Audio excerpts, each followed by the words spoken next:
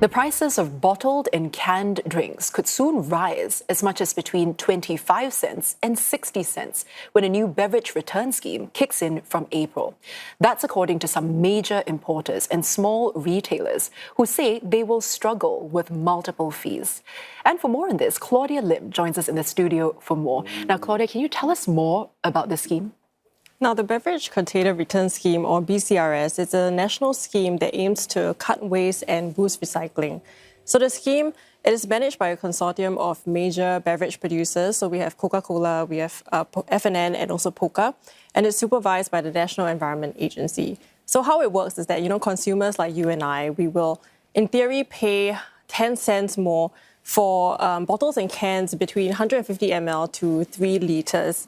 And when you return these bottles and cans at the designated stations, you will get this 10 cents back. But it's not as simple as it sounds.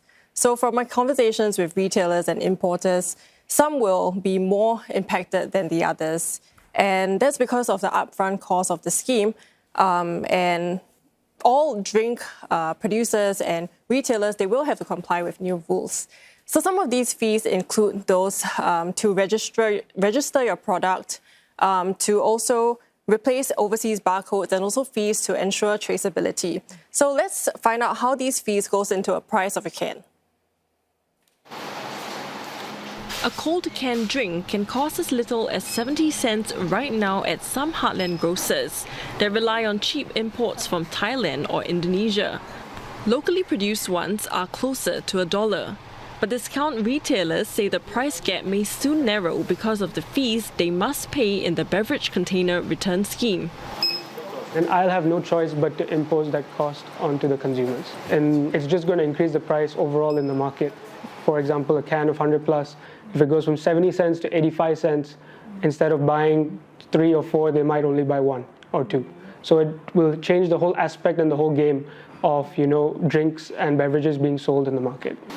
The large-scale importer tells me part of this cost goes into the logistics to make sure each product is ready for the scheme. Close to 1 million bottles and cans across 200 different products come through this warehouse each month. Under the scheme, international barcodes like this won't work. Importers will have to stick on new BCRS-approved labels on each and every one of this, and that process significantly adds to costs. He is also worried the firm won't be able to compete with major local producers on price. We are forced, or we have no cards to play. We have to take whatever cost is given to us and impose them on the consumers. So as I said, it's a domino effect. If one does it, the other has to do it, and it falls all on the consumer. It's a similar story for small craft beer importers who need to bring in seasonal flavors every few months. Often imported from Australia or the UK, every batch comes with its own unique design, and each will need a new registration. We need to go through this whole process of product registration, waiting for 12 to 16 weeks before we can sell it, having to manually sticker everything all over again for every single new label that we bring in. The wait gives her much less time to sell off her stock, especially when each batch has a shelf life of 12 months. The sticking of labels could also add to manpower costs. Like Mr. Bafna, she hopes smaller businesses could be better included in discussions on the scheme. Ms. Chia has so far met BCRS representatives. I think trying to get information has been a struggle. We don't know what's happening. There's a lot of fear that we're undergoing and there's stress. But what we know for sure is that there's going to be higher costs coming in. We don't know how big is that cost going to be? How much of it is going to really impact our business? Is that going to put us out of business? That is scary. BCRS says it's organised online workshops to educate producers about the scheme between end October till January. In the first 3, 70 participants on average attended. 3 more sessions are set for February. Yeah, so Claudia, we're hearing a lot of concerns from the importers and the retailers, but how much cost pressure are they actually facing? Can you break that down for us? Yeah. So here's a breakdown of the fees that we know so far. So a lot of the fees collected, they would go into running this whole scheme. It includes a collection, sorting, and also recycling of these bottles and cans. So let's take a look at some of these fees. So producers, they must first pay a mandatory one-time registration fee of $500. On top of that, each product registered has a $5 fee. There's also a fee per unit based on packaging material, and that's about 3 cents for aluminium cans and around 4 cents for plastic bottles. For overseas imports, there's also a fee to print barcode stickers that look like these, with these deposit marks so that the machine can recognize these cans and bottles. These are about 4 to 18 cents per sticker, depending on volume, and bought from appointed vendors only.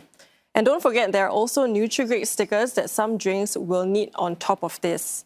So for these imports, a security fee is imposed to prevent fraud. Now, the BCRS website states that 100,000 units may cost as much as $28,000 upfront. And this is worked out to be around 30 cents per unit. And from what I know, it could be to prevent things like counterfeiting stickers. Now, others are penalty fees for under-declaration, late payments, and investigation into breaches. But of course, the impact of these fees could impact different producers differently, especially the big players. Now, most of them did not say how much they could increase their price, but let's take a look at how they're coping. At this Coca-Cola manufacturing plant in Malaysia, up to 1,000 bottles are produced every minute for distribution to the Singapore and Malaysia market. Now, the machines must print new BCRS labels on each product. We will have to update and revise each and every packaging artwork that we are actually operating in Singapore to be BCRS compliant, to include elements like the deposit mark, etc. This will actually entail some one-off transition costs, some changes in our production lines and adjustments to manage the complexity, along with some systems and processes that will be required on the logistics side. A recently announced extended transition period gives Coca-Cola more time to sell non-BCRS stock from the festive period. The group that represents European businesses like Denmark's Carlsberg and Dutch brewer Heineken says its members are also getting ready. I think companies are aware that there is additional cost involved and potentially manpower as well to adjust. But I guess the greater good and the sustainability part of it is well accepted. I think the public engagement is something which is very, very needed, and companies are aware, and we have gone through the same processes in other parts of the world. It looks like preparations are well underway, Claudia. What can consumers like us expect? So I found out some more things that haven't really been publicly announced, and I understand that 3 vendors have been appointed to run these reverse vending machines, and these are SG Recycle, Sweden-based RVM Systems, and Tomra from Norway, and all these companies have experience handling recyclables. Now, I was told that the machines will look similar to those piloted in Singapore recently, although the user interface will be different, and it's also distinct from machines used overseas. And from what I know, more than 1,000 machines are set to be rolled out across the island by April. Now, my sources also tell me that the rollout is slated to begin at major supermarkets before expanding to HDB estates and also hawker centres. And I understand the announcement is being planned for the end of the month. While the method of refund is still being finalised, it could be via PayNow, which also raises a bigger question, which is, after all of these, right, will consumer behaviour change? Now, let's find out.